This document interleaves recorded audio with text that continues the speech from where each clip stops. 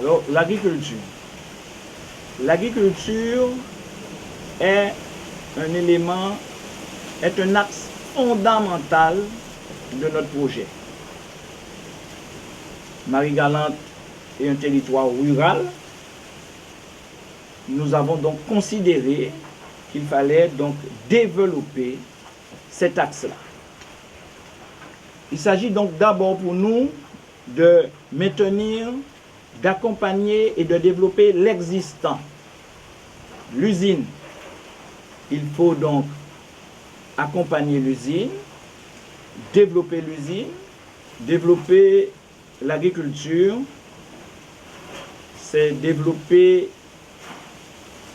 le maraîchage, c'est permettre aux maraîchers d'avoir accès à l'eau. L'eau est un élément fondamental dans l'agriculture. Quels sont les moyens pour arriver à avoir de l'eau sur toute l'année, sachant que nous savons qu'il y a une période de sécheresse intense sur le territoire? Nous pensons qu'il faut multiplier les mares et pratiquer régulièrement le curage des mares. Il faut aussi parallèlement créer des barrages, des collines et des ravines, telles que la ravine Bambara, la ravine David. On sait bien qu'en période de pluie, c'est une quantité d'eau qui traverse ces ravines. Il faut être capable donc de barrer cette eau et de stocker cette eau dans de vastes étangs pour permettre aux maraîchers d'avoir accès à cette eau pendant ces périodes de sécheresse pour pouvoir donc développer leur activité. Mais il faut aussi parallèlement créer des forages sur le territoire parce que nous savons que la nappe phréatique par moment est débordante. Donc il faut savoir que dans certains coins des différentes communes, c'est bien entendu une politique intercommunale, il nous faut mettre en place un ou deux forages. Et aussi, toujours dans l'intérêt d'abord de l'eau, mettre en place au minimum sur le territoire une unité de dessalement d'eau de mer. Voilà en gros donc les principales mesures pour permettre donc aux maraîchers et aux agriculteurs d'avoir de l'eau. Il faut de l'eau, mais il faut aussi du foncier. Notre politique, c'est de faciliter l'accès à la propriété du foncier sur le littoral, mais aussi au niveau des terres appartenant donc au Conseil général. Donc nous allons mettre en place une politique pour accompagner les jeunes qui veulent s'installer et ainsi donc faciliter la diversification agricole qui est l'un des thèmes forts du développement du territoire et de notre projet.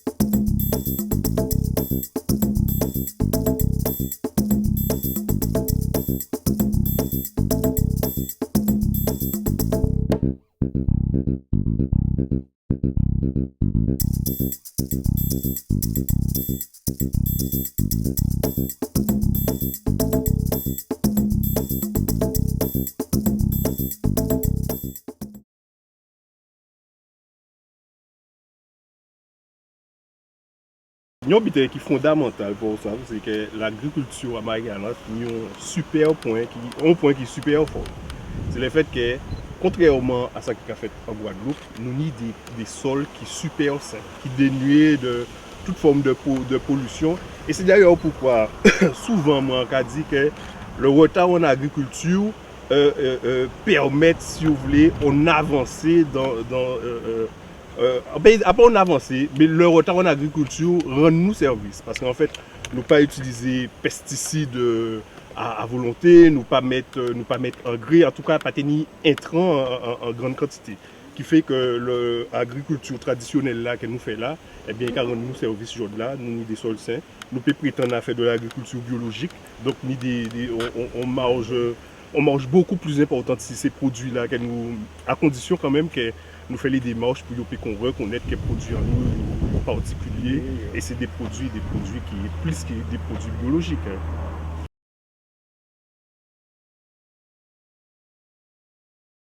Le problème là, c'est en agriculture et particulièrement en maraîchage, c'est l'encadrement, l'inexistence, l'absence d'encadrement technique, pas ni suffisamment d'encadrement technique. Et la jeunesse pas prend suffisamment le relais non plus. Ce qui a fait que nous avons vide à niveau là. Ça. Normalement, Marie-Galante doit être autosuffisant en produits maraîchers. Tout ça qui patates, enfin ça c'est pour produire des tomates, laitiers, machin, produits maraîchers, produits vivriers, patates, etc. Nous devons être autosuffisants. Quoi songer qu'à l'époque, Marie-Galante c'était le grenier de la Guadeloupe. C'était le grenier de la Guadeloupe. C'est là, c'est le monde Marie-Galante qui était nourrir la population Guadeloupe. Et aujourd'hui, nous avons d'autres moyens. Pourquoi ce n'est pas le cas? C'est l'inverse, c'est Cajot qui a sorti. Voilà, c'est l'inverse, et qui cavine ici. Le but en nous, c'est justement de retourner cette situation-là. De faire en sorte que. Immédiatement, le but là, c'est même pas de retourner cette situation-là, c'est d'être autosuffisant. C'est de faire en sorte qu'à Marie-Galante, nous autosuffisants, que ce soit produits maraîchers, que ce soit produits vivriers. Donc, il faut nous faire déjà faire une agriculture qui est capable de nourrir la population.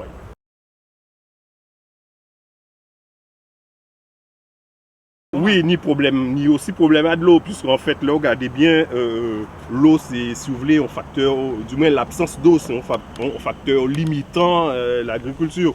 Imaginez que on commence à planter, la pluie a tombé, après, là, vous voyez, la pluie a arrêté de tomber, ou pas ni de l'eau pour relayer, ou pas ni une irrigation et conséquente pour relayer la pluie là qui a arrêté de tomber là, eh bien, c'est clair que considérer qu'au travail pour rien.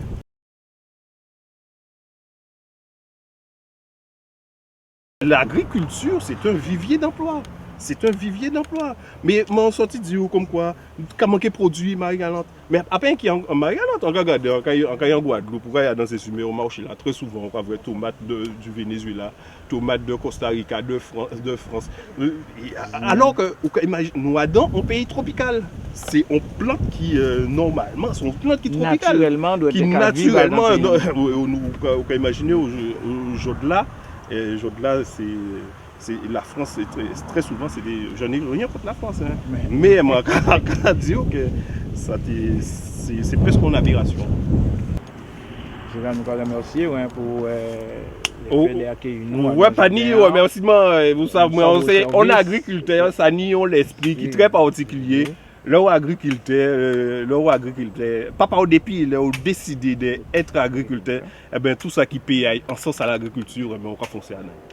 Merci, l'eau, bon travail. Pas de problème. Il y a qui garde aujourd'hui 11 novembre, nous avons avoir un jardin à eau, qu'on batte, et que ça, c'est important. C'est l'amour du métier. C'est l'amour du métier. Merci. Voilà, c'est des barquettes, ça.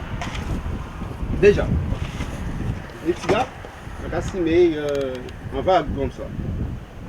Et là, si on en vague, là, on va commencer les deux petites feuilles. On va mettre tes roues dans ça. On va user, il y a qu'à faire son tout. Il y a qu'à arracher, si tu es petit là-bas comme ça, là, bon. On fait nos actions, on fait ça comme ça. Il y a qu'à mettre comme ça. Et après, ça, on va user. Il va rester là. Toujours qu'à user. Et là, on va il y a un stade à planter quand il est là. J'arrive à un stade à planter. Alors, là, nous arrivons ici à la précipitation. Là, vous êtes là, pour préparer pour planter 6 semaines, 6 jours là, ça.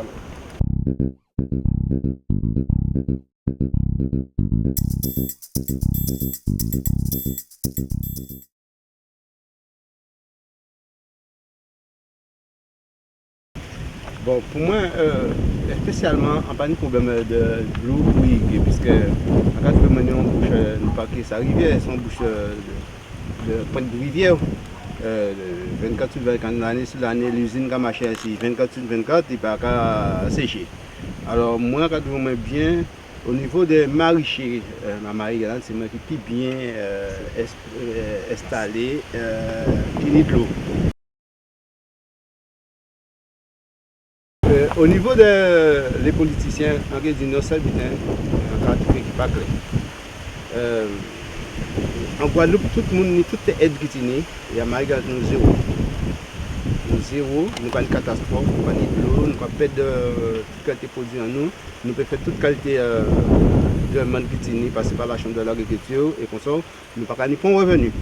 Puisque là, regardez, on a acheté un tas de plants.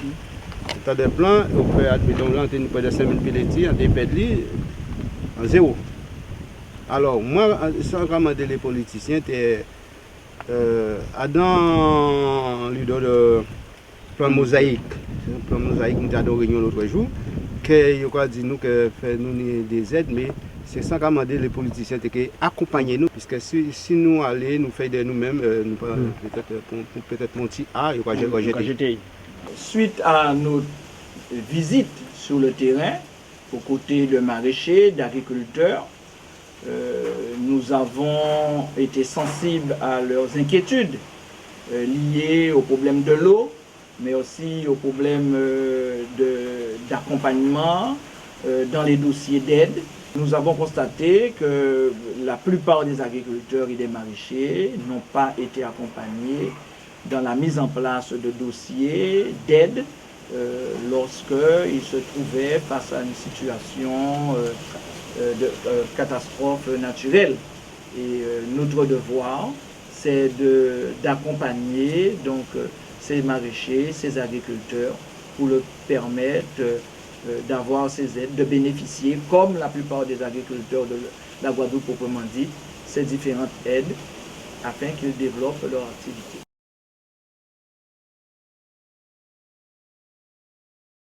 Tout comme l'agriculture, le maraîchage, l'élevage est aussi facteur d'emploi. Il s'agit donc pour nous de développer, de restructurer et de relancer l'élevage. C'est un domaine de production, donc un domaine où on peut acquérir des richesses, que ce soit l'élevage bovin, mais aussi l'élevage caprin.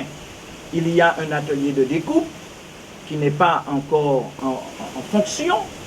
Il s'agit donc de mettre en place les conditions pour d'abattage, de l'abattage jusqu'au découpage, et aussi de faciliter l'écoulement des produits, et d'abord pour la consommation locale et marie-galantaise, et puis un peu plus tard au niveau donc, du marché guadeloupéen.